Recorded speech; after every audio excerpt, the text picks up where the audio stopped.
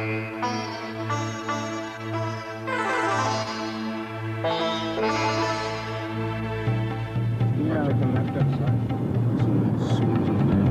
this garage further. We'd been looking around Bradford for weeks for another transit, but they were like all dusty ones we wanted. Very hard to find. The garages had plenty of newer models at higher prices, but it was the older ones we were after. Anyway, we heard about one out at لاتے today and went over to have a look. Just up guys, have a look at that. You got it? Yeah. 2.5, Patrick. 2.5. My mate Patrick Ferdinand and me, Fazal Karim, we were planning to drive a couple of these transits from Bradford all the way across Asia to my hometown in Pakistan. We knew we could sell the vans at a decent profit once we got there. But the fact is the trip would be once-in-a-lifetime adventure going halfway across the world. Just totally different to Yorkshire. Getting to knock something down, sorry about Patrick. This one seemed alright, so we thought we'd better grab it while we could.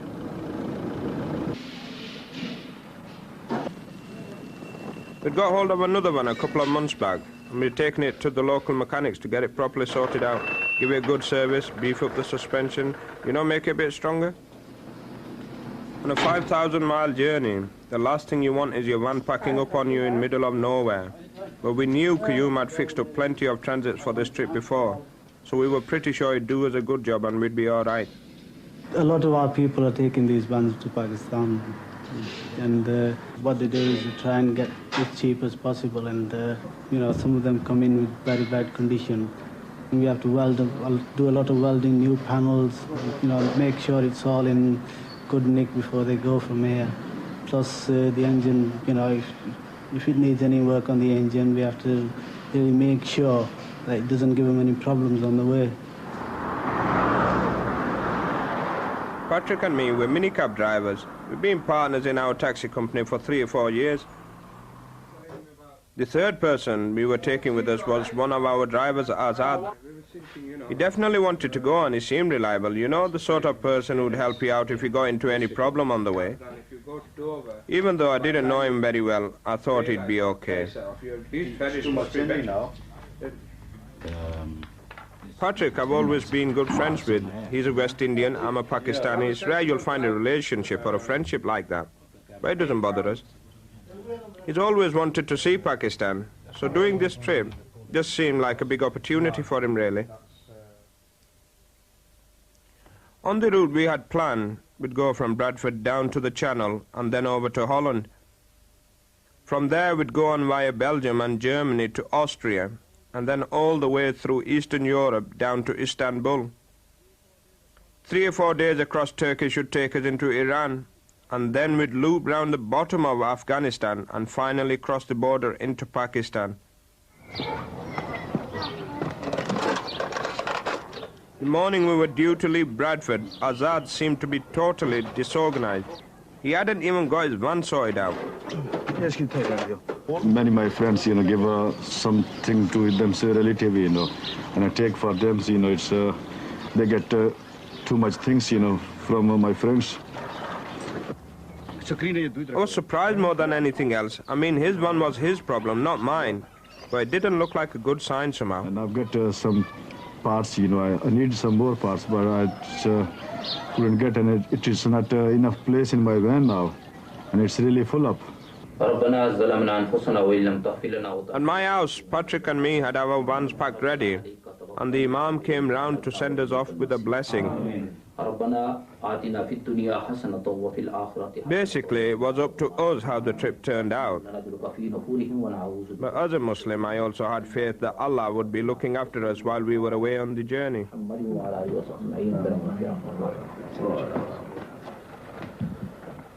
Good. You gonna be good? Yeah? I'm gonna do that. Then it was just time for us all to say goodbye to our families. You'll be right, don't worry. I'm happy.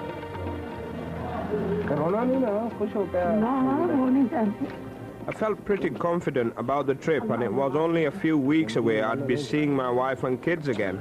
You're gonna look after your mum, eh? I was still getting a bit emotional about it all. Okay, Allah ne wala hai. Allah Hafiz. Jao beti ko. Theek hai na? Allah But I knew if I started crying, well, everybody else would too. Allah ne wala. Okay. Allah.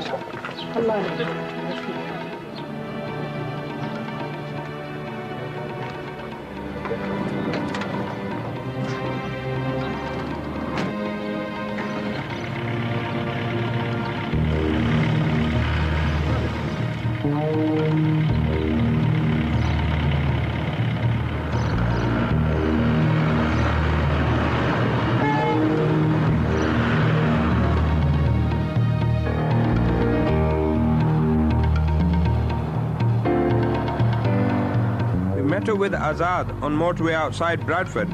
The clown had put a load of burnt out seats on his roof rack and he was planning to take them all the way to Pakistan.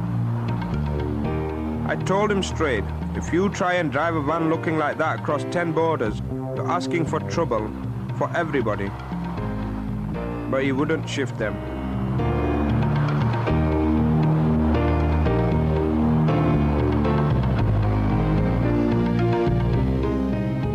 Anyway, by evening we'd got down to Sheerness and the ferry that was going to take us across the channel to Holland. I was a bit pissed off, but it's only the first day, so you want to be positive and look on the bright side. Make the best of things. We've done enough hard work, Patrick, and we should look forward to it. I'm relaxed to it. Yeah. We should be looking forward to it. We should have a good trip. And partner, I will give you the trip of Pakistan in a lifetime. Yeah.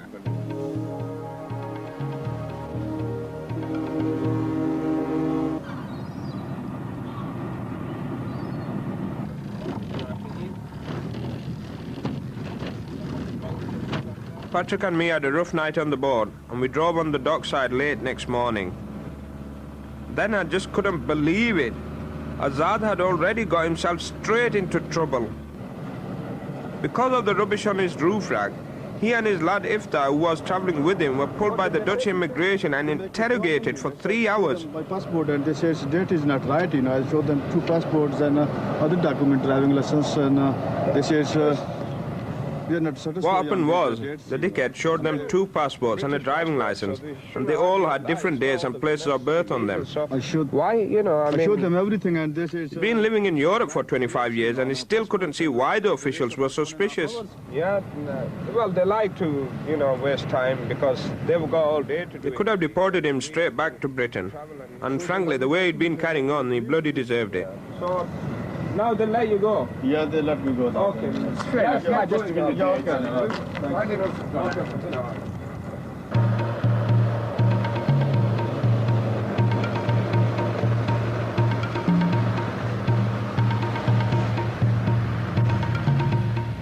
Well, we finally got going halfway through the morning, and Patrick was taking things carefully because the continent was all a new experience for him.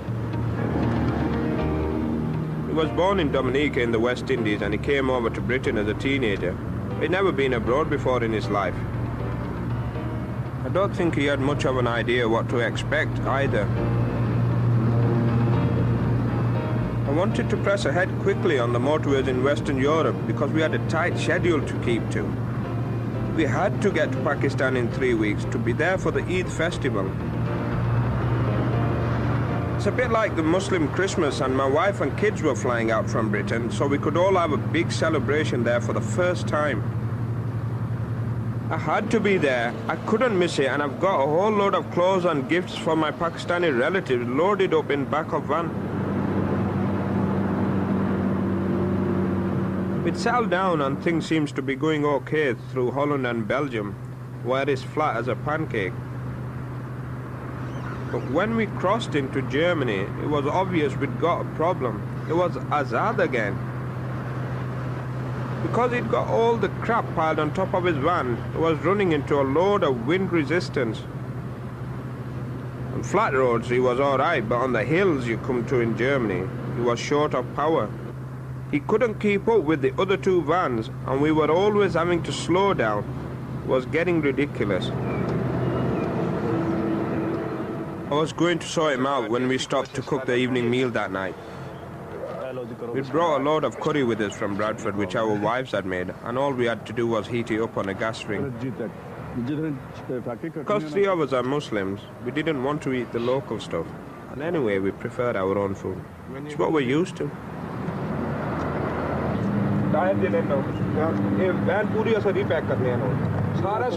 When the meal was over, I just told Azad straight, the junk on his roof had to go, no argument about it. There's no way Patrick and me were going to be held back and lose valuable time just because of him. When you come on a trip like this, you might expect all sorts of aggravation from everyone else you meet, but not from someone from your own community. I knew then I'd made a mistake. If he'd got properly organized in Bradford, he'd never have needed a roof rack. Now he had to sling everything he'd got in the back and still find space for him and his lad to stretch out. There was no chance they'd get a decent night's sleep in there. It looked like a bomb site.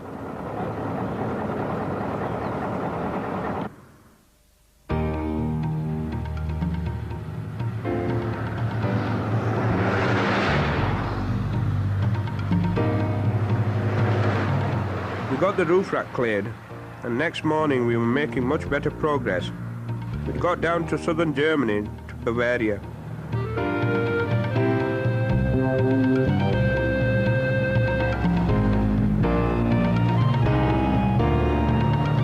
Before lunch, we got to what's one of the main milestones on a journey like this, crossing the river Danube.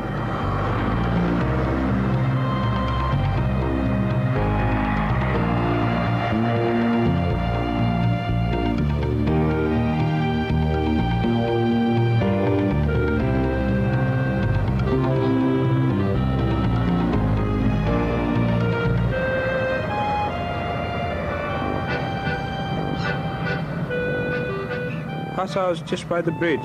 It's an old university town. We turned off because Patrick and me wanted a bit of look round some of the places we were passing through. It was part of the reason we'd come. And anyway, we needed to do some shopping. We wanted to get some vegetables in for dinner that night to add something fresh. Should have been easy enough. Of course, neither of us could speak any German, so you never know whether you'll need to use sign language or what kind of reaction you'll get. But they were very friendly in the shop. Patrick, I think, liked the atmosphere in Germany, but he just seemed kind of puzzled by it all as well. I suppose they speak English in Dominica, they speak English in Bradford. He'd never been anywhere where they don't speak English. I don't think he'd ever really thought about it. Dankeschön. Auf Wiedersehen. I find it quite funny, you know, the different language of speaking and different money and currency, which I don't understand a right lot about the currency. I just sort of go ahead with the currency, what they ever they tell me to pay, I just pay it. But I like the accent of the people and the way they talk, and the road, and the scenery and the buildings, you know, it's so quite different to I'm used to. And I'm just looking ahead to see what it's going to be like further on when I get into Pakistan.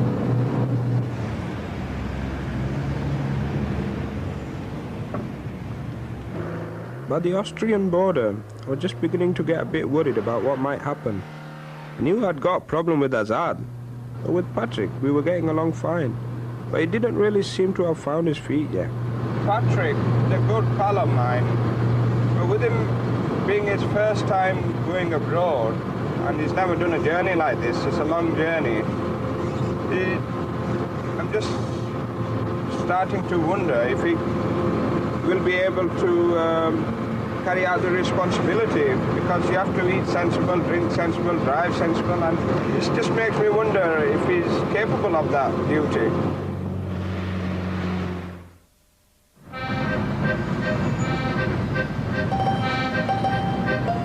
The fourth day we were into Eastern Europe. We got to Budapest in Hungary. It was definitely looking different to the West. Bit run down, lots of little shops and stalls on the street, that sort of thing. But big cities are a nightmare for keeping three ones together if you don't know the road, so we didn't hang about.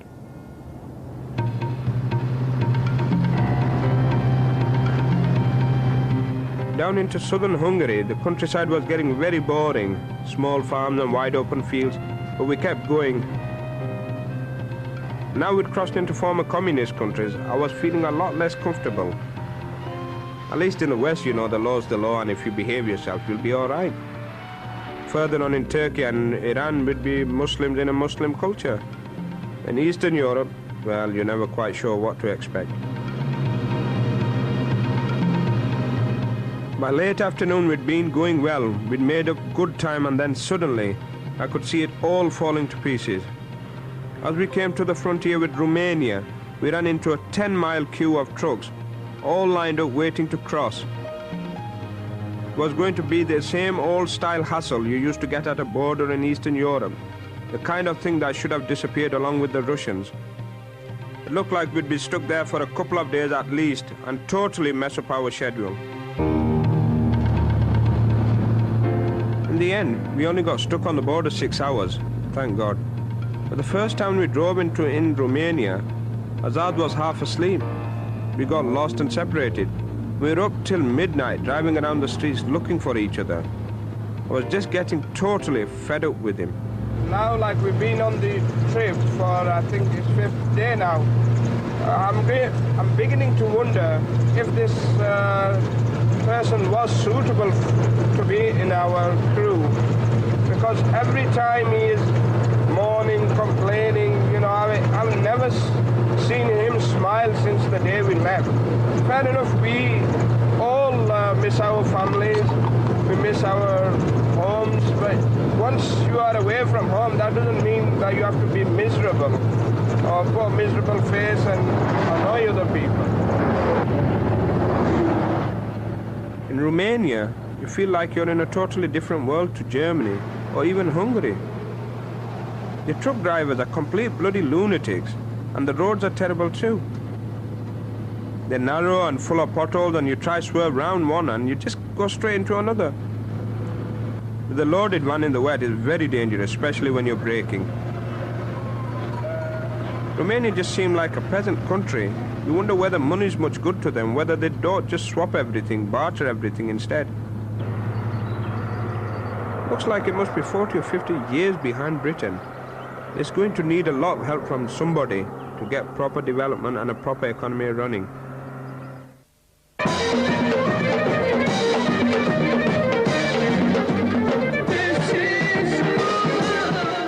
The next day in Bulgaria, there's a wedding going on.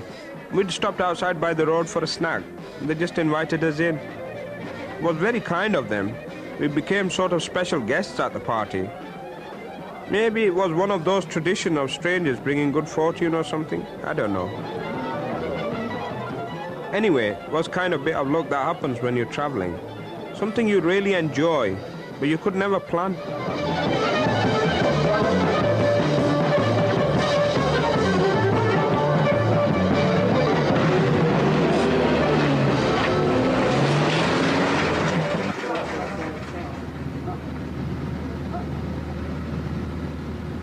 What you do get used to, especially in Eastern Europe, is the reaction you get from some people. Sometimes just by the look of them you can tell, you know they're hostile to you. They don't want to know you at all. And sometimes they just want to mess about and take the mickey. I think particularly in Romania and Bulgaria, they're not used to seeing too many black people and Asian people. And a group like us really confused them as to what we were doing there. But you can definitely sense a bit of racist feeling sometimes. The one place you know you'll always get aggravation is at a border.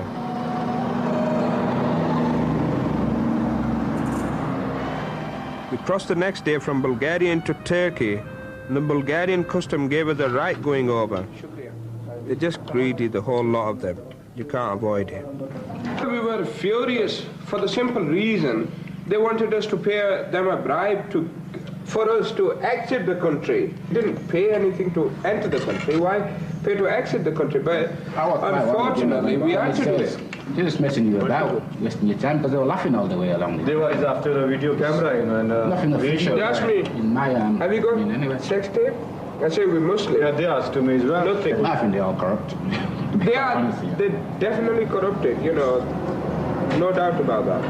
I mean, when after that we left. Yeah. Yes, English money, Dominican money, Deutschmark. Oh, yeah. And I said Deutschmark and English money. Deutschmark. Deutschmark. So you give it to him, and you just... I gave him 10 Deutschmarks.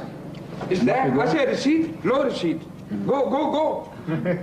What the hell do you make out of it, you know? I can sense it straight away, can't you? They give too much headache. God help them.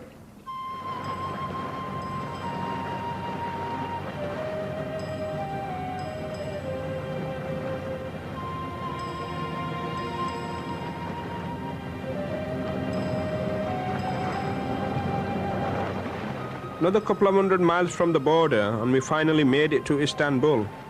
We managed the first stage of the journey through Europe okay. The van's been running well and we were more or less on schedule.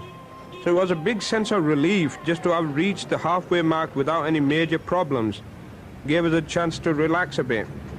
And coming into a Muslim country, there's a definite change of atmosphere anyway. Just made us feel more at home altogether.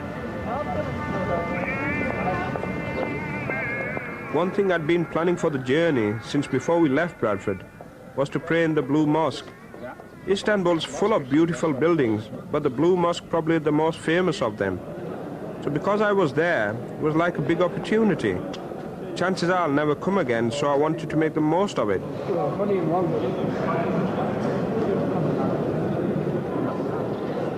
You can see there are Muslim pilgrims about, but when you get inside, it doesn't really feel like a normal mosque, because all the people in there are just tourists chatting and taking photographs and generally making a noise. It's a magnificent looking building, no doubt about that, but praying's meant to be a kind of relaxation, helps put your mind at rest, and basically I felt a bit self-conscious about it.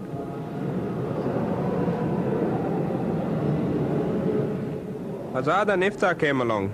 Obviously they didn't want to pray because they didn't have any clean clothes. But Azad's mood did seem to have changed since we got to Turkey. Seemed to have lightened up a bit. And I hope to God that was a good sign. Last year, it's Bulgaria and Hungary and Romania. I didn't eat anything. And we didn't cook anything, there, because people's war is very rough, And in this country, this is a Turkey, Muslim country, And I eat everything now in here. I'm very happy. Next day we were heading out of Istanbul towards Ankara. We got caught up in rush hour on Ring Road. The traffic was all jammed up. And then I got a nasty surprise.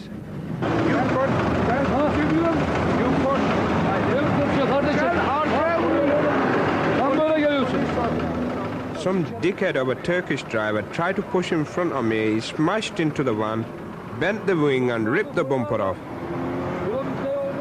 Fortunately, there was a policeman there, or the Turks would have probably just buggered off and left us. But at the end of the day, if you can't speak the local language, you're not likely to get justice.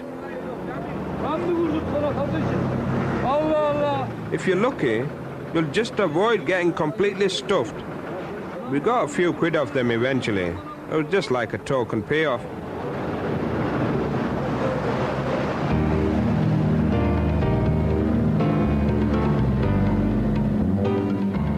Ten miles further on, we came to the big suspension bridge, and at long last, we got out of Europe and into Asia. It should have been a nice moment for Azad, but halfway across, he realized he left his passport in Istanbul. But Patrick at least seemed a lot more relaxed than he had been, particularly in Eastern Europe. I was on the way through Romania, called into a restaurant, and the guys in the restaurant, they was amazed to see me, they was all just staring, stood looking at me like I was something from a different planet. Obviously they haven't seen a black man or a West Indian come past that area. And even the girl that was cooking in the kitchen, they must have told her about, this man outside, and she came around and picked out and having a good look at me, So I just gave her a little wave, and went and sit down and got on with the meal. I was a lot more bothered about the journey ahead. We'd been messed about by the Iranian embassy in London. They told us to get our visa for Iran in Ankara instead. Easy enough to do in theory, but it was a hassle I could do without. In Ankara, the traffic was diabolical, and just as I'd been afraid of, Patrick let me down. Him and Azad got lost. I couldn't believe this had happened again, but I wasn't going to waste any more time. I just went straight down to the Iranian embassy for the visas. But might as well have not bothered. Even though I got a recommendation from the British embassy, they treated me like dirt. And by the time I finally met up with the other two next day, there didn't seem any point hanging around in Ankara.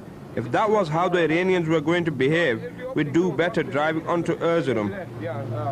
What we're trying to do is, if we can get the letters of recommendation from British and ask if the Iranians are messing about, what we could do is go to Erzurum. There's a consulate there. We get the visas done there. So we can drive today and tomorrow, and we'll get there Saturday, so it'll save our wasting of time, you see. If we're going to lay about. They're close tomorrow, aren't they? They're close tomorrow, but we can be driving. It's about 600 miles to Erzurum. That's near the border. And if we can get the visas from there, possibly it'll help, you see.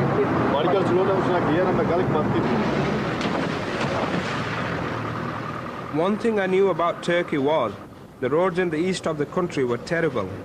So I definitely wanted to get the accident damage to the van looked at before we left Ankara.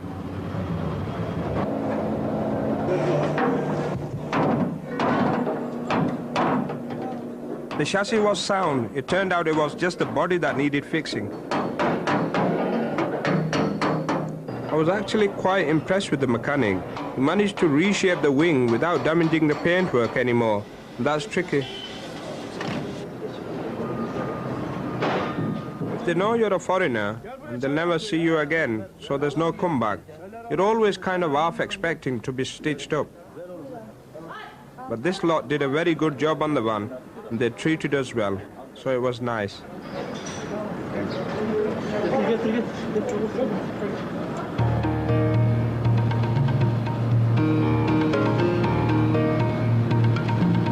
But once we were out of the city and back on the road, the more I thought about the Iranians, the more angry I got.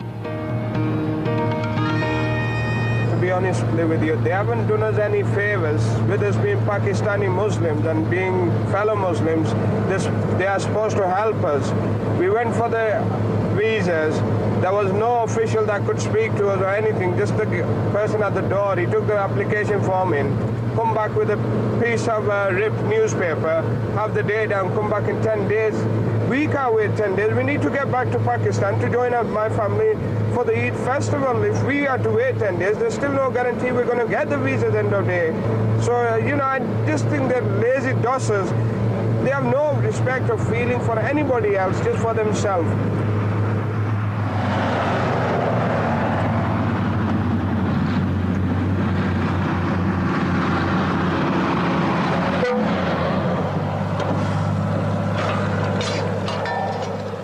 "200 miles further east, we stopped by the road again for the night. No bandits about that we could see, but you can never be too careful." All right.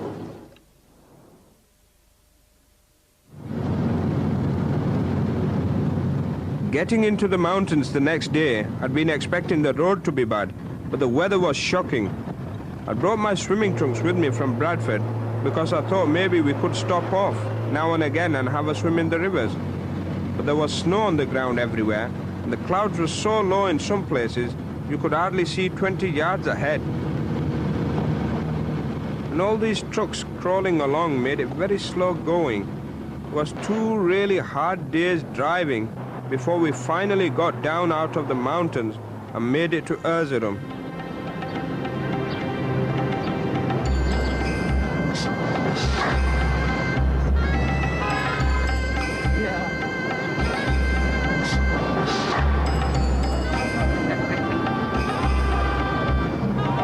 We were close to the Iranian border now, and you could definitely tell by the look of the place and the people it was much more like Central Asia here, and much more like Pakistan. So for the first time really on the whole trip, I felt like we kind of blended in a bit. We weren't obviously outsiders, perhaps not Patrick, but certainly the rest of us. We were feeling a lot better generally, and the day after, we headed straight off the Iranian consulate to get the visas sorted out. We didn't want to get delayed any longer than we had to. I was pretty confident that the council here would see us right. Quite a few of my friends had driven to Pakistan this way before, and they'd got their visas in Erzurum without any trouble. But I couldn't have been more wrong. If the Iranian officials in Ankara had been bad, this lot were even worse.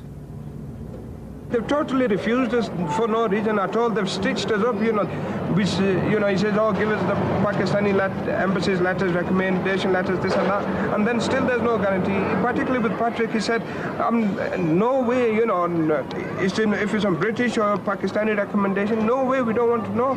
They totally, I don't know the words, but they have buggered us up for our journey. When he told him to bring the embassy letters, and he said to him, we'll get visa. He says, I don't know. Look. He says, well, letter for you. He says, it's like me. Him, no chance.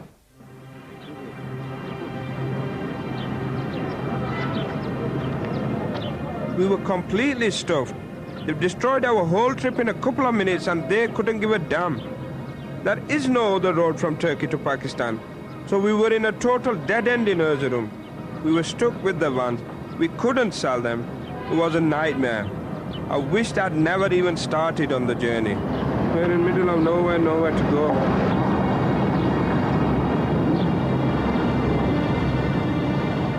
Whatever we did, wherever we went, we'd be wasting time and losing money. And I was sure we'd miss getting to Pakistan for the Eid festival. It was one of the worst days of my life, no doubt about it. There was only one thing that might possibly help us. Hello, is that the British Embassy? Yes, could I speak to Kevin Mowbray, please? The British consul in Ankara knew who we were and he'd given us some help already. He had one suggestion which just might get us out of trouble. They've totally refused us, so we can't go back and we can't, go. He said we could try shipping the vans from Turkey to Pakistan by sea. He couldn't guarantee anything, but it just seemed like we didn't have any option except to try it. I just don't have the faith in going for it, and I don't. It's not worth wait anymore, It's not worth. It didn't. No. Wasted enough time. Wasting time, What do you think? The shipping would be alright, huh? I think it's good. It's going to cost us money. We can't do anything, Well, we need to get out of this place, innit? We have to get home one way or the other. Yes. We can't go back. And to be honest with you, I'm sick of it. I can't take it anymore. We've been on the road 15 days, 14, right? 15 days, And I think I'll rather ship the vans. Waiting one day more, in Turkey, haven't you? That's just right, getting bounced from one corner to pole, you don't know where you go. You go I on think It's not worth even a second, wait in Turkey,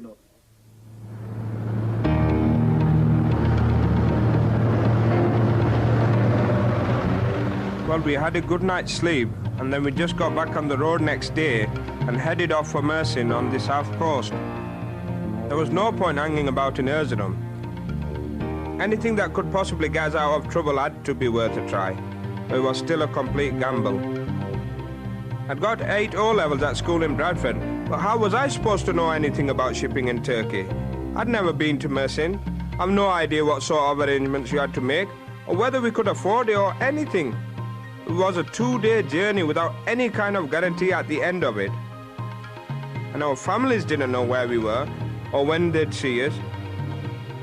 So heading for the coast is just basically like a leap in the dark.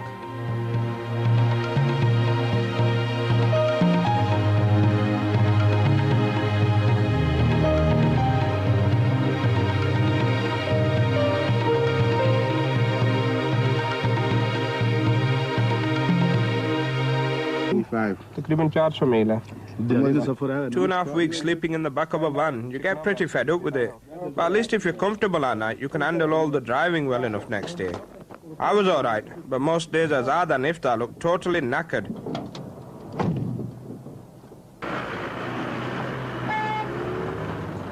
The second morning after we'd turned back from Erzurum, we cleared the mountains for good and finally turned south towards the coast.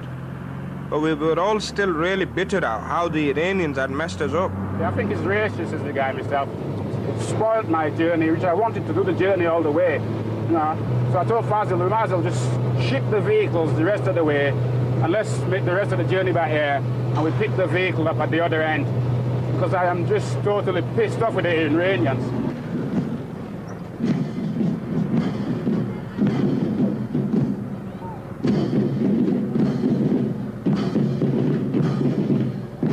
A couple hours later, we were just driving through this little village, minding our own business, and we saw there was some kind of festival going on.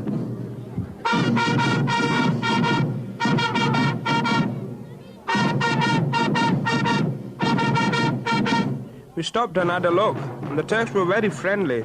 It turned out it was a kind of national holiday, and there's a big parade and sports and all that kind of thing.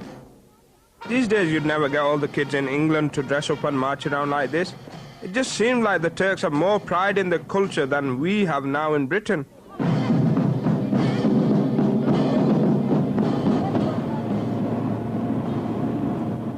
The dirt road was full of ruts, and it was knocking hell out of the van's suspension, and you could feel it in your backbone all the time. But eventually it changed back to tarmac again, and at the end of the afternoon, we arrived at the south coast.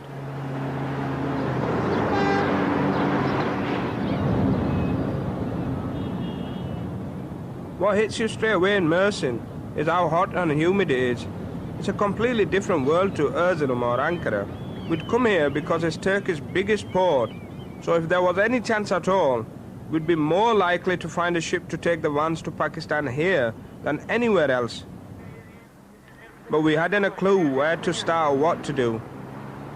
The bloke at the embassy in Ankara told us the British had a consul in Mersin who looked after things for them, so the best thing we could do was go and see him and see if he could do anything to help us. Couldn't believe our luck. It turned out he was a consul only part-time. His real business was a shipping agent, so he knew all about everything. The power of attorney should include your name, your wife's name, and his name, because one of the vehicles is... What we had to do was sign over power of attorney on the vans to Andre, so they could clear custom and be exported when a ship for Karachi came in. Might be several weeks we'd have to leave the vans at the docks, while we went on by plane to Pakistan. Any ordinary Turk, no way would I trust him. But with a British official, well, you knew you should be all right. It seemed we just might be able to salvage our situation. If we could get all the paperwork sorted out with Andre in 2 or 3 days, we should be able to fly to Pakistan for Eid. So what we needed to do was take everything valuable we could with us and then hide the rest of the stuff as best as we could. Otherwise, thieves might nick it at the docks.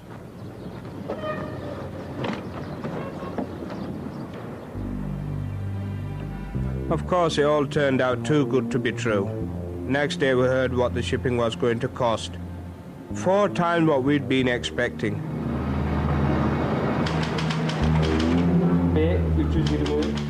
We'd already been shelling out right and left for lawyers and translators and God knows what. Now we're just going to be cleaned out completely. But we didn't have any other choice. We were snookered. There was nothing else we could do but pay.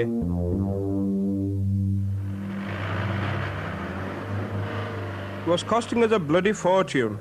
But at the end of the day, the British embassy had saved our skin, and at least us and the vans were going to get home to Pakistan. Well, that was the way it should happen, because as we drove the vans down to leave them at the docks on the last day, to be honest, I was wondering whether we'd ever see them again, or what sort of state they'd be in if they ever did get to Karachi. We'd been knocked about so much, I was just losing faith in everything.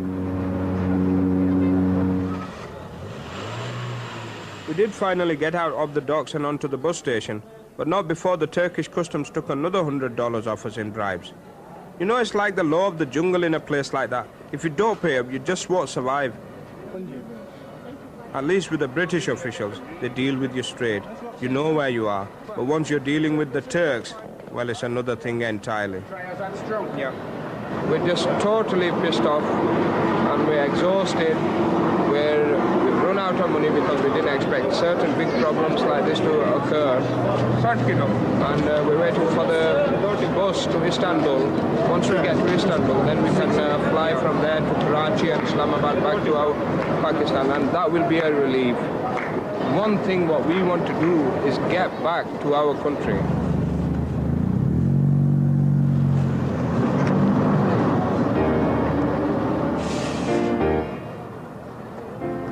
It was 16 hours in the bus, and another 24 hours hanging about in Istanbul.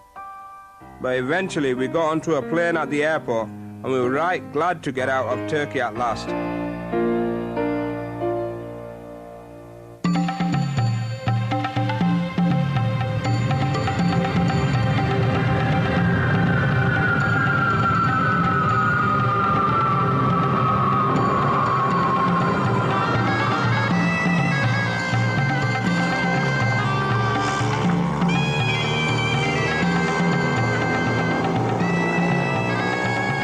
Pakistan hits you in the face a bit when you arrive. I love the place and I'm proud to be a Pakistani. But when you've been living in the West almost all your life like I have, the noise and the heat and the general disorder takes some getting used to again.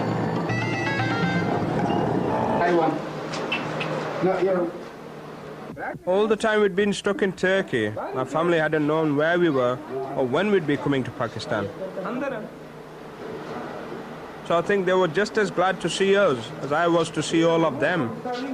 I wouldn't say my worries disappeared completely when we arrived in Mirpur, but I was feeling a lot better.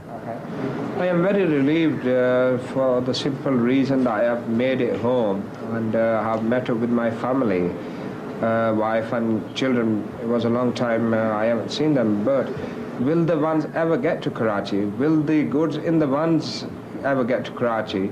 After that, once they have got there, will I get stitched up by the customs? You know what, they're going to charge extortionate rates or what, you know, and it's all the aggravation I've had so far, and there's still a little bit left to go through before I am fully relieved that I will ever be able to rest in peace. Give it a go. I think Patrick was knocked back a bit by Pakistan. He thought it'd be much more like Britain than it is, but with much better weather. Well, he was right about that. It was the hottest month of the year, way over 100 degrees every day. So we got him kitted out in a pair of local pajamas to keep him cool. Tie that sort of tight to your waist, right there. Don't put too many knots in that. When you want to go to toilet, you can't find it and too late, you see. Yeah. Unless you wear the right clothes in this country, you're really going to suffer. But for him, I think it was just like a fancy dress party.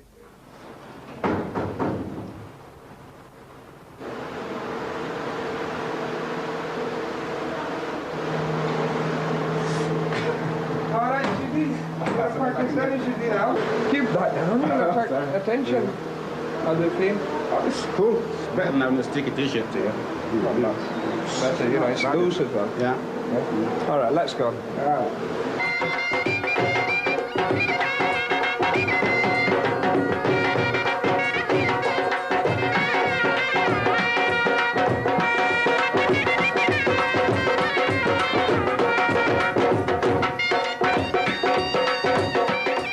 One thing about a village in Pakistan is that all your neighbours know everything that's going on.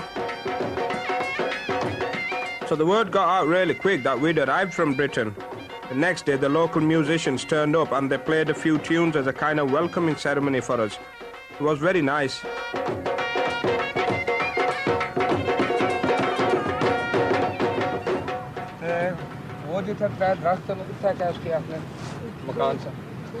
My first duty when I got home was to go and visit my uncle.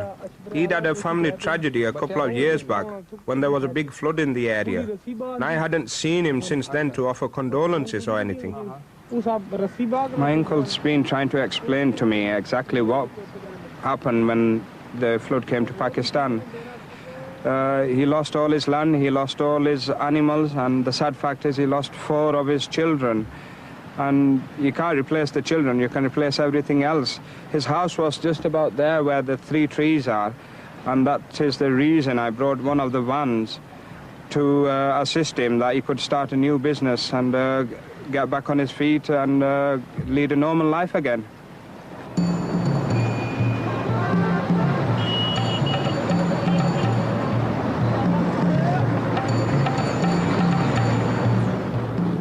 Transit vans are definitely a good business in Pakistan.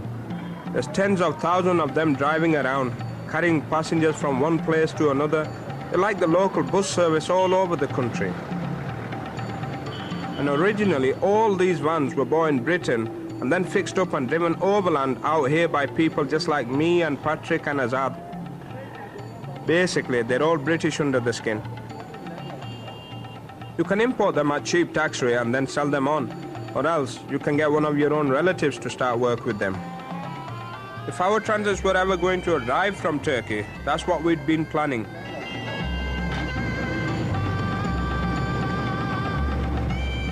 But because we hadn't got the vans with us, we had to use a local transit to get about. Patrick was keen to see a bit more of Pakistan, and he wanted to go on to Gujrath to visit an old mate of his. He'd been in the minicab business with him in England a few years back.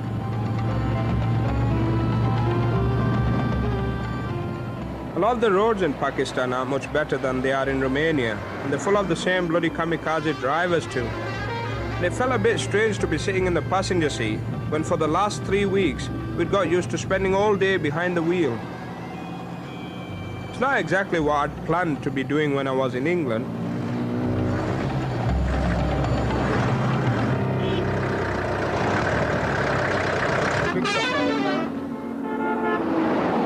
One thing about vans in Pakistan, they'd never be beyond repair. As long as it's still got 4 wheels, it'll be back on road sooner or later. This is it, I think. Is it? Yeah, I'm sure. Well, this is my face. Patrick's mate Fiaz is some kind of local landowner, but he told us to come to his house in town first of all.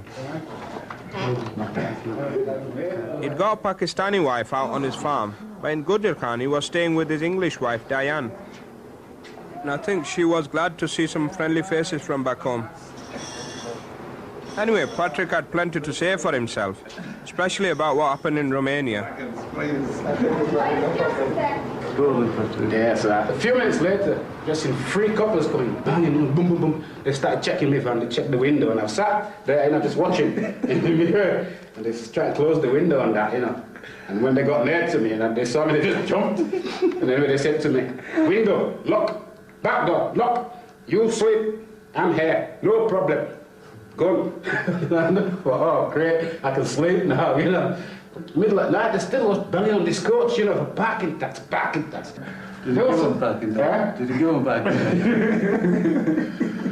I would have done that, I'm crapping myself.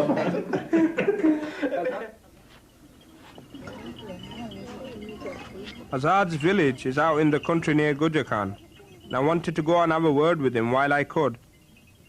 We'd all have to go down to Karachi together in a few weeks to collect vans from docks. But knowing Azad, he'd get up to all sorts of nonsense when I wasn't around. So I wanted to make quite sure he was under control. I think, after a few days. All right. See you later. Back in Mirpur, the whole family was busy getting everything ready for the Eid festival. New clothes is one thing, you can make them for the kids yourself, or you can go along to the tailors and get it done. And then you've got to get a load of extra food in for the big meal. It's a kind of religious occasion. All your relatives come round to your house and you sit down and eat together, and you'll have a sacrificial animal, and that's been specially slaughtered. I used to be a butcher in Bradford before I got into the taxi business, so looking after it, that was my job. Basically, it boils down to a lot of extra work for the women in the family. But everyone enjoys it. It's one of those once-a-year occasions you're all looking forward to.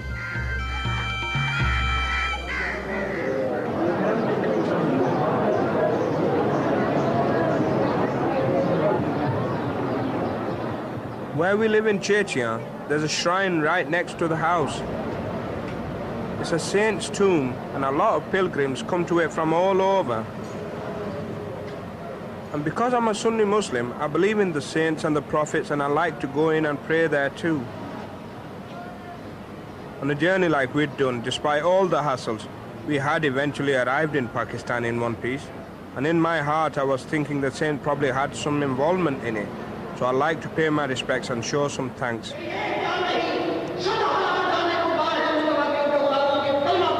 This was the first time I'd ever celebrate Eid in Pakistan with all my family. And it was the first time my children had ever been to Pakistan. So it was very important for me. Back home in Bradford, we're obviously part of the British society, but you do want to keep hold of your roots at the same time. And Pakistani culture is still my pride, even when I'm 5,000 miles away.